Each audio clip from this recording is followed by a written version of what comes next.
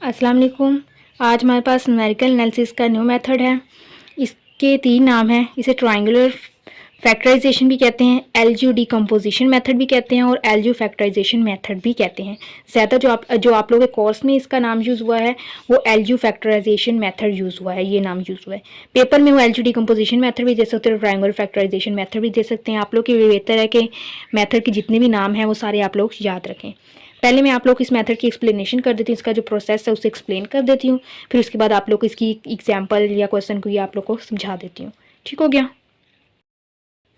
यहाँ पे हमारे पास है explain the process to solve the system of linear equations using the triangular factorization, algebra factorization या algebra decomposition method.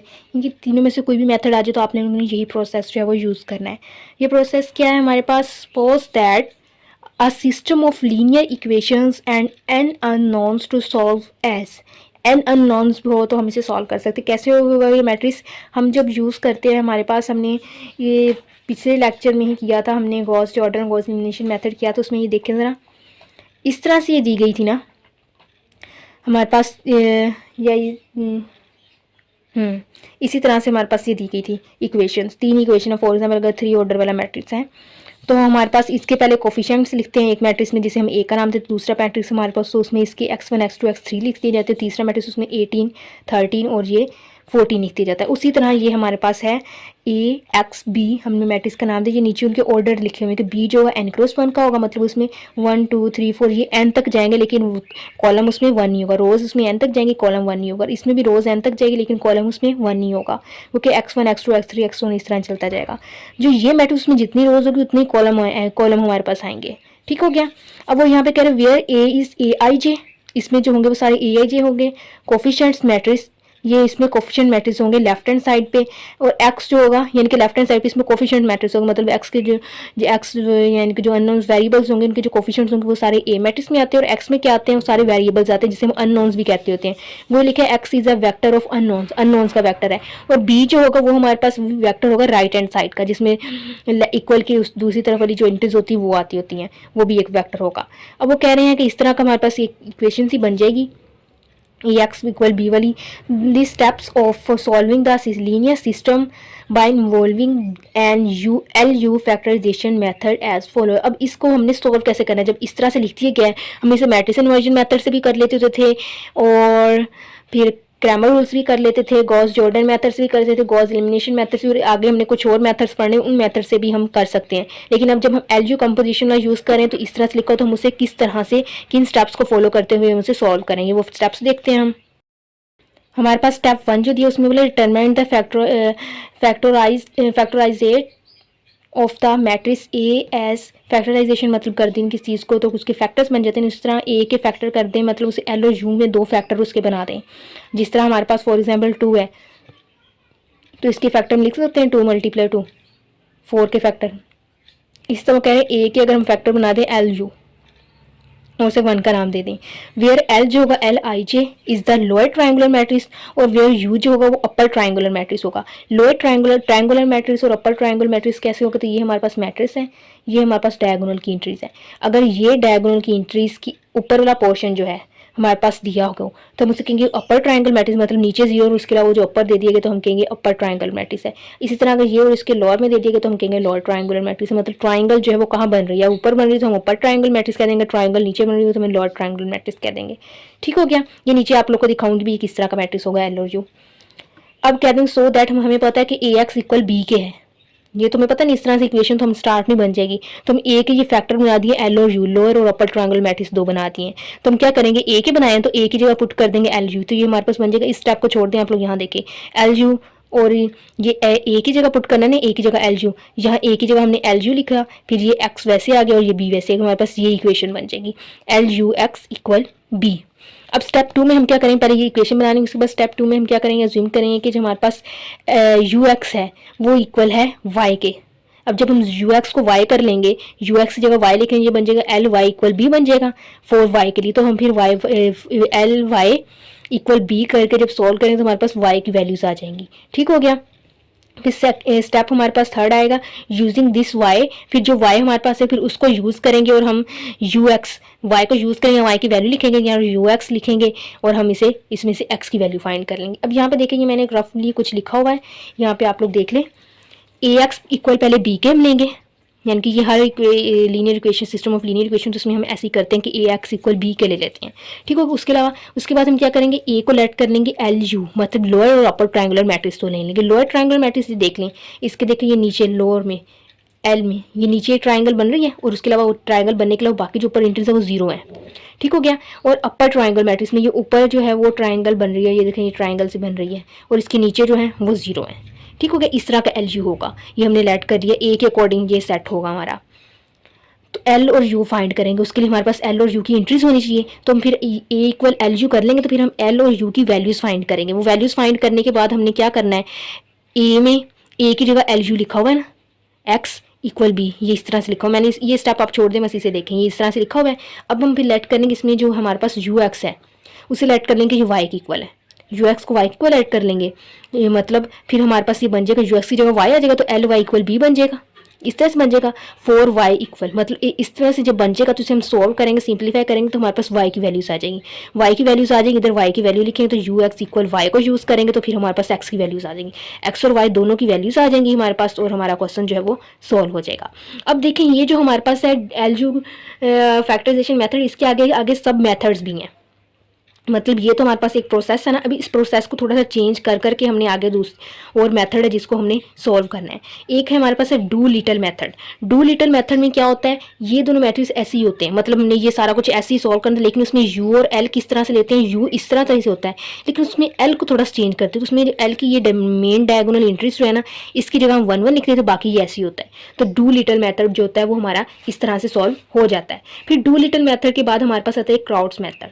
Crowds method में क्या होता है, उसमें एल ऐसे ही होता है, जो यू होता है उसमें यू की जो मेन डायगोनल की एंट्रीज होती हैं वहाँ पे 1 1 आ जाता है, बाकी सब कुछ ऐसे ही होता है, यही प्रोसेस होता है। क्योंकि उसके बाद फिर तीसरा हमारे पास मेथड आता है चौरक्सी मेथड। उसमें क्या होता है, हमारे पास सिर्फ एल होता है, यू नहीं होता, यू की जगह क्या आता है एल इस तरह इसी तरह ही लिखा होता है और इसका ट्रांसपोज लेके साथ में मल्टीप्लाई हो जाता है और इक्वल ए के लिख देते हैं, मतलब एल यू इक्वल हम ए यूज़ करें ना, लेकिन उस मेथड में हम क्या करेंगे, एल का ट्रांसपोज इक्वल ए यूज़ करेंगे, ठीक हो गया। अब हम आगे ये तीनों मेथड करते हैं, पहले डू लिटिल मेथड करते हैं, फिर क्रॉस मेथड, फिर चौरक्सी मेथड हम करते हैं, ठीक हो गया।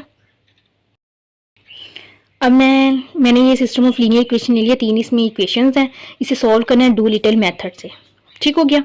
तो पहले इसे मैट्रिक्स की फॉर्म में लिखेंगे, हम कोफिशिएंट्स लिखेंगे, कोफिशिएंट्स वाला मैट्रिक्स 3 4 -1 5 3 2 -1 1 -3, ठीक हो गया। 3 4 -1 5 3 2 -1 1 -3। और ये लिखने से पहले देख लेना आप लोगों ने ये इंट्रीज जो है अरेंज की हो, मतलब पहले x1 फिर x2 x3 x1 x2 x3 x1 x2 x3 तीनों उसी तरतीब से हो, ठीक हो गया।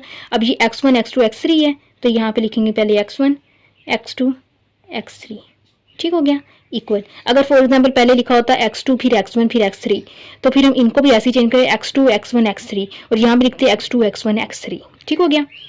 अब यहाँ पे क्या होगा 8 17 और -8, 8 17 और -8, तो इसे उसी तरह से नाम देंगे, इसे ए का नाम देंगे, इसे x का, इसे इक्वल बी का नाम देंगे, ठीक हो गया, ये हो गया।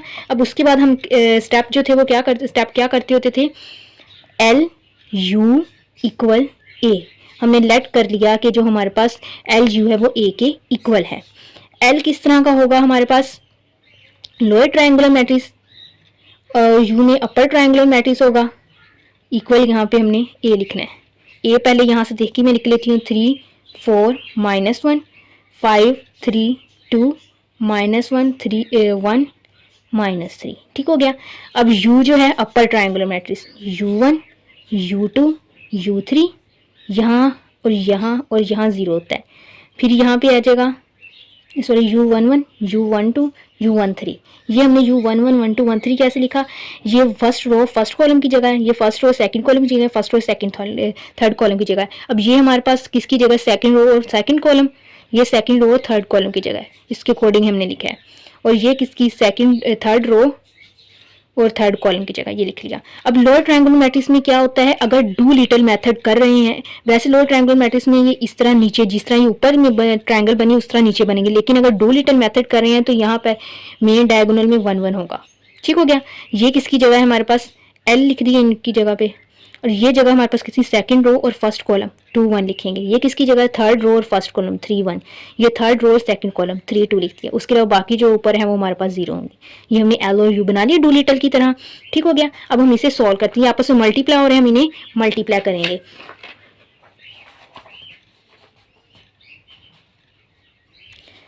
वन को इससे मल्टीप्लाई करेंगे तो u11 आ जाएगा, u11 लिख लिया। ठीक हो गया। 0 से करेंगे, ये भी 0 ये भी 0। अब इसको जब इससे करेंगे तो हमारे पास आ जाएगा u12, और इसमें अब इसको जब इससे करेंगे तो u13 आ जाएगा, क्योंकि ये दोनों 0 है ना तो ये बाकियों को 0 कर देंगे, इसलिए वो लिखने की जरूरत नहीं है। अब इसको हमने इससे करना है, l21 को u11 से करेंगे तो l21 u11 आ गया। फिर इस सेकंड वाला जब इससे होगा 0 हो जाएगा, ये इससे होगा 0। अब हमने इस सेकंड रो को सेकंड कॉलम से करना है, ये l21 u12 l21 u12। ठीक होगा। उसके बाद ये इससे होगा तो आगे आ जाएगा प्लस u22, ये 0 इसे 0 हो गया। अब इसको थर्ड कॉलम से करना है सेकंड को, यानी कि पहले एक रो पकड़ेंगे, उसे फर्स्ट कॉलम से, सेकंड कॉलम से, थर्ड कॉलम से करेंगे। अब सेकंड से थर्ड कॉलम से करना है, इसको जब इससे करेंगे तो ये हमारे पास आ जाएगा l21 u13। ये आप लोगों ने ध्यान से लिखने, गलत होगा तो सारा सवाल गलत हो जाएगा। प्लस अब ये 1 इससे मल्टीप्लाई होगा तो आ जाएगा u23, ये 0 जब इससे मल्टीप्लाई से 0 करते हैं, इसलिए इसे लिखने की जरूरत नहीं है। ठीक हो गया। अब इस थर्ड रो को फर्स्ट कॉलम से, फिर सेकंड कॉलम से, फिर थर्ड कॉलम से, अब थर्ड रो को फर्स्ट कॉलम से करेंगे, इसकी फर्स्ट एंट्री 1 से मल्टीप्लाई होगी तो हमारे पास आ जाएगा u11 l31। ठीक हो गया। अब ये इससे मल्टीप्लाई 0, ये इससे मल्टीप्लाई हो गया 0। अब इसको सेकंड कॉलम से करेंगे, l31 u12 l31 u12 plus l32 u22 l32 u22। उसके बाद ये 1 0 से होगा 0। अब इस थर्ड रो को थर्ड कॉलम से करेंगे तो l31 u13 l31 u13 l32 u23 l plus l32 u23 plus 1 इससे मल्टीप्लाई होगा u33 आ जाएगा। ठीक हो गया। ये मल्टीप्लाई करने के बाद हमारे पास इस तरह से बन गया इक्वल, ये a वैसे आ जाएगा 3 4 -1 5 3 2 -1 1 -3। ठीक हो गया। अब हमें पता है दरमियान में इक्वल का साइन है, तो ये दोनों मैट्रिक्स आपस में इक्वल हैं, तो इक्वल है तो करस्पॉन्डिंग एंट्रीज भी इक्वल होंगी। हम लिखेंगे करस्पॉन्डिंग एंट्रीज आर इक्वल। अगर मैट्रिक्स इक्वल तो करस्पॉन्डिंग एंट्रीज भी इक्वल होगी। u11 किसकी इक्वल होगा, 3 के, u11 इक्वल 3, ये u11 की वैल्यू आ गई। ठीक हो गया। u12 इक्वल 4, u12 इक्वल 4 के आ गया। u13 equal -1, u13 equal -1। ठीक हो गया। अब l21 u11 इक्वल किसके आएगा, 5 के। अब देखिए u11 की वैल्यू 3 दी है ना, तो हम इधर लिखेंगे 21, ये 3 इक्वल 5, 3 उधर जाके डिवाइड हो जाएगा तो l21 इक्वल आ जाएगा 5/3, इसकी वैल्यू भी आ गई। अब ये चीज़ जो है किसकी इक्वल है, 3 के। हम इधर लिखेंगे l21 u12 plus u22 equal 3 के। अब l21 की वैल्यू ये फाइंड की हुई है, हम लिख देंगे 5/3, और u12 की वैल्यू 4, ये हमने 4 लिख दी, इसकी वैल्यू नहीं है, इसे वैसे रहने देंगे, इक्वल 3। ये बन जाएगा 5 4 20/3, इधर जाके माइनस हो जाएगा 3 - 20/3, 3 3 से 9, 20 में से 9 माइनस किए तो -11, u22 आ जाएगा हमारे पास -11/3। ठीक हो गया। साथ साथ ही वैल्यूज हम फाइंड करते जा रहे हैं। अब ये 2 की इक्वल होगा, हम लिखेंगे l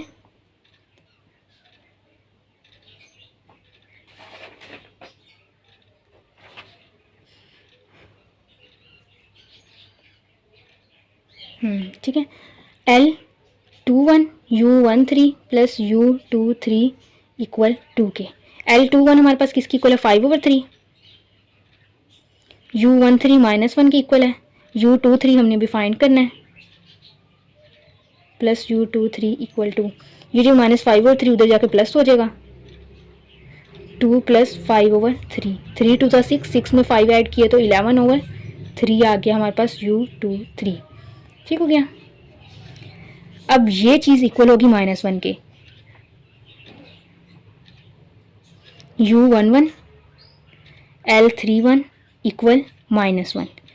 U11 3 है, L31 फाइंड करना है, -1 उधर जाके डिवाइड हो जाएगा, L31 इक्वल आ जाएगा -1/3। ठीक हो गया। अब ये हमारे पास है L31 U12 plus L32 U22 equal है 1 के। L31 -1/3, U12 4 plus L32 find करना है, U22 -11/3 इक्वल 1। ये हो जाएगा -4/3, उधर जाके प्लस हो जाएगा 1 प्लस 4/3, तो ये बन जाएगा 3 1 जा 3 और 4 7/3। ठीक हो गया। और यहाँ पे हमारे पास क्या था -11/3 L32, तो ये 11/3 उधर जाके मल्टीप्लाई हो जाएगा, -3/11 बन जाएगा। 3 से 3 कटिंग -7/11, 3 2 क्या आ गया -7/11। ठीक हो गया। अब ये लास्ट वाली इंट्री इसकी इक्वल है L31 U13 plus L32 U23 plus U33 equal -3। L31 हमारे पास किसकी इक्वल है -1/3, ये इधर दिया हुआ है। U13 -1, L32 -7/11, U23 11/13, 11/3 और U33 हमने फाइंड करना है इक्वल 3। U33 इक्वल 3, ये -1/3 -1, तो +1/3 इधर आके -1/3 बन जाएगा। ये 11 से 11 कट गया, -7/3 इधर आके +7/3 बन जाएगा।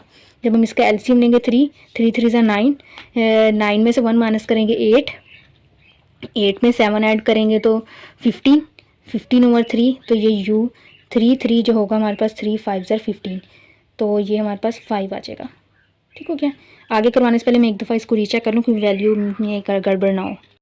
सारा ठीक है लेकिन इधर गड़बड़ हुई है, ये -3 है ना, ये -3 था, तो ये -3 है। 3 3 से 9 -9 है और -1 -10 हो गया, -10 में 7 किए तो 3 आ जाएगा, -3, तो 3 से 3 कटिंग होकर यहाँ आ गया -1। ठीक हो गया। अब ये हमारे पास जो यूज़ थे और एल थे, ये सारी वैल्यूज़ जो हैं यू और एल की फाइंड हो गई। अब हमने इसे लिखना है, कैसे लिखेंगे, हमारे पास होता है यू भी आ गया और एल भी आ गया। पहले लिख लें यू किसकी इक्वल आया है, देखिए ज़रा यहाँ से यू में ये वाली थी, नीचे वाली 3 0 थी, ये U1 यू, ये सारी यू की वैल्यूज़ इधर लिखेंगे हम। U11 की जगह आएगा 3, U12 की जगह आएगा 4, U13 की जगह आ गया -1, यहाँ यहाँ और यहाँ 0 था। अब U22 -11/3, U23 11/3 और U33 -1 आ गया। अब L वाली इंट्रीज लिखनी है। L हमारे पास किसकी इक्वल था, उसमें मेन डायगोनल 1 1 था, उसके ऊपर हमारे पास 0 थे, और नीचे वाली L21 5/3, L31 -1/3 और L32 -7/11, ये वाली ये हमने लिख दी। ये L भी लिख लिया, U भी लिख लिया। ठीक हो गया। हमारे पास मेथड में क्या था, LG इक्वल A था यहाँ तक किया, तो उसके बाद हम क्या करते हैं, ये LG इक्वल A करते हैं। तो इधर देखें ज़रा, ये हमारे पास क्या बन जाता है, A इक्वल किसके था, सॉरी AX इक्वल B था और LU इक्वल A किया था, तो A की जगह LG पुट करें तो LUX इक्वल B बन जाता है, ऐसे बनता है ना। तो हम लेट कर लें अगर कि हमारे पास जो है UX इक्वल Y के है, इसे 1 कह लें, देन 1B, तो 1 कैसा होगा हमारे पास, अगर ये Y की इक्वल है तो LY इक्वल B बन जाएगा। ठीक हो गया। अब L क्या था हमारे पास, ये था, हम ये लिखेंगे 1 5/3 -1/3 0 1 -7/11 0 0 1। Y जो है हमारे पास नहीं है तो वो लेट होगा, Y1 Y2 Y3, जिस तरह का X था उसी तरह का लेट होगा। B हमारे पास दिया हुआ है 8 17 -8,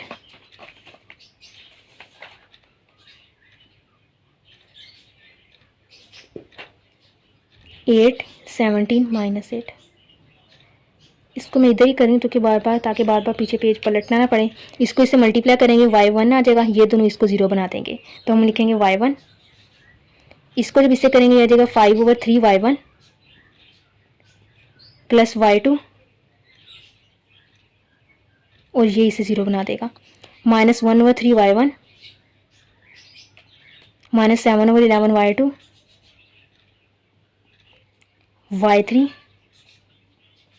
ये इस तरह मैट्रिक्स आ गया इक्वल 8 17 -8।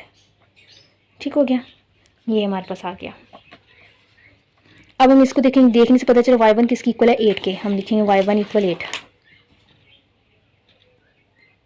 ठीक हो गया। अब देखें 5/3 y1 प्लस y2 17 की इक्वल है, 5/3 y1 plus y2 equal 17। 5/3 y1 की वैल्यू हमने फाइंड किया 8 प्लस y2 इक्वल 17। ये 8 5 40/3 उधर जाके माइनस हो जाएगा, y2 इक्वल 17 माइनस 40/3। इसे हम माइनस करें, 17 माइनस 40/3 हमारे पास आ जाएगा y2 आ जाएगा 11/3। ठीक हो गया। अब हमारे पास है -1/3 y1 -7/11 y2, -1/3 y1 -7/11 y2 plus y3 equal -8 plus y3 equal -8। -1/3 y1 की वैल्यू 8 है, -7/11 y2 की वैल्यू 11/3 है, प्लस y3 इक्वल -8। हम लिखेंगे y3 इक्वल -8, ये -8/3 इधर आके +8/3 हो जाएगा, ये 11 से कटेगा -7/3 इधर आके +7/3 हो जाएगा। हम इसका एलसीएम लेंगे 3, 8 3 24, तो हम करेंगे -24 प्लस 8 प्लस 7, तो हमारे पास आएगा -9/3, जो बन जाएगा y3 आ जाएगा जिससे -3, y3 -3 आ गया, y2 11/3 आ गया और y1 हमारे पास आ गया है 8। ये तीनों वैल्यूज़ आ गई हैं, तो ये y में पुट कर देंगे 8 11/3 और -3। ठीक हो गया, ये हमारे पास y आ गया। y किसकी इक्वल हमने लेट किया था, ux की इक्वल किया था ना, तो हम y की जगह लिखेंगे 8 11/3 और -3 सॉरी, इक्वल u की वैल्यू क्या थी 3 4 -1 0 3 4 -1 0 0 0, ये वाली देखते हैं क्या है, -11/3 11/3 1 -11/3 11/3 -1, ये u आ गया। और x की वैल्यू क्या थी x1 x2 x3। ठीक हो गया, ये वैसे आ जाएगा 8 11/3 -3 इक्वल, इसे मल्टीप्लाई करेंगे 3x1 plus 4x2 minus x3, यानी कि ये इससे मल्टीप्लाई होगा। अब इसको इससे मल्टीप्लाई करेंगे, x1 0 हो गया, ये आ जाएगा -11/3x2 प्लस 11/3x3। अब इसे जब इससे करेंगे ये भी 0 ये भी 0, ये आ जाएगा -x3। ठीक हो गया, इसे बैकवर्ड देखेंगे हम, x -x3 इक्वल है -3, मतलब x3 इक्वल आ गया 3 के। ठीक हो गया। अब -11/3x2 प्लस 11/3x3 इक्वल है 11/3 के। ठीक हो गया, डिवाइड बाय 11/3, सबको 11/3 पे डिवाइड कर देंगे, आ जाएगा -x2 plus x3 equal 1। x3 की वैल्यू 3 थी, इधर 3 आ जाएगी, इसे उधर ले जाएं 3, ये इधर आके -1 हो गया, इधर जाके प्लस हो गया, तो 2 आ गई x2 की वैल्यू। ठीक हो गया, सिंप्लीफाई करना जैसे मर्जी करते हैं। अब ये वाला लिखेंगे 3x1 plus 4x2 minus x3 equal 8। 3x1 plus 4x2 की जगह आ जाएगा 2 माइनस x3 की जगह आ जाएगा 3 इक्वल 8। 3x1 इक्वल 8, ये -3 से जाके +3, 4 2 8 प्लस का 8 है -8, ये इस तरह कटिंग हो गया। 3x1 इक्वल 3, तो x1 इक्वल आ गया 1 के, x1 1 की इक्वल, x2 2 की इक्वल, x3 3 की इक्वल आ गया। तो हमें यही चीज़ चाहिए थी, अब आगे और कुछ करने की ज़रूरत ही नहीं है। 1 2 3, इसे इस सारे प्रोसेस को एक बार फिर से देखें। हमने क्या किया, डू लिटिल मेथड है ये, एलजीब्रा डिकम्पोजिशन का आगे सब मेथड जो है हमारे पास डू लिटिल मेथड है उसमें ए एक्स प्लस बी, जो सब में ए एक्स इक्वल बी, बाकी सब में करते वैसी है। हमने यहाँ से स्टार्ट किया है, लेट कर लिए कि एल यू ए जो इक्वल है एल यू के, लोअर ट्राइंगल मैट्रिक्स और अपर ट्राइंगल मैट्रिक्स। इसमें डू लिटिल मेथड में हमने क्या करना है कि एल में मेन डायगोनल 1 1 है, बाकी सारा यू और एल सेम ही है, ठीक हो गया। और ये ए आ गया, इसको मल्टीप्लाई करेंगे, इसकी इक्वल रख के तो हमारे पास जो है वो एल और यू की वैल्यू आ जाएंगे, एल और यू में पुट कर दी, ठीक हो गया। अब देखें एल यू इक्वल ए था, मतलब ए एक्स इक्वल बी था, एल यू ए की इक्वल था, तो ए की जगह एल यू लिख दिया तो ए एक्स इक्वल बी आ गया। अब हमने लेट किया कि जो अब डायरेक्ट अगर हम पुट करें तो हमारे पास जो इसे 3 मैट्रिसेस को मल्टीप्लाई करना है, थोड़ा लंबा प्रोसेस हो जाएगा बहुत ज़्यादा। तो इसे हम क्या करेंगे कि ये जो यू एक्स है उसे हमने लेट कर दिया वाई की इक्वल, और ये यू की वैल्यू लिखी, वाई की वैल्यू लेट की थी तो हमने खुद से लिख दिया, और ये सॉरी यू एक्स को वाई की इक्वल ऐड किया तो यू एक्स की जगह ये वाई आ गया, एल वैसे आ गया बी, एल की वैल्यू लिखी, वाई लेट किया और बी की वैल्यू, इनको मल्टीप्लाई किया, हमारे पास वाई आ जाएंगे सारे के सारे, ये वाई आ गए, वाई की वैल्यू लिख दी। अब देखो वाई किसकी इक्वल ऐड किया था, कहाँ गया, वाई यू एक्स की इक्वल ऐड किया था ना, तो हमने वही यू एक्स लिखा, वाई लिखा, वाई की वैल्यू लिखी, यू की वैल्यू लिखी, एक्स जो हमने स्टार्ट में क्वेश्चन के स्टार्ट में एक्स 1 एक्स 2 एक्स 3, इसे मल्टीप्लाई करके हमने एक्स की वैल्यूज निकाली, ठीक होगा। ये हमारा डू लिटिल मेथड हो गया। इसके बाद जो नेक्स्ट 2 मेथड्स रह गए हैं वो आज तो हम इस लेक्चर में कवर नहीं होंगे, वो हम आगे नेक्स्ट लेक्चर कल कर लेंगे।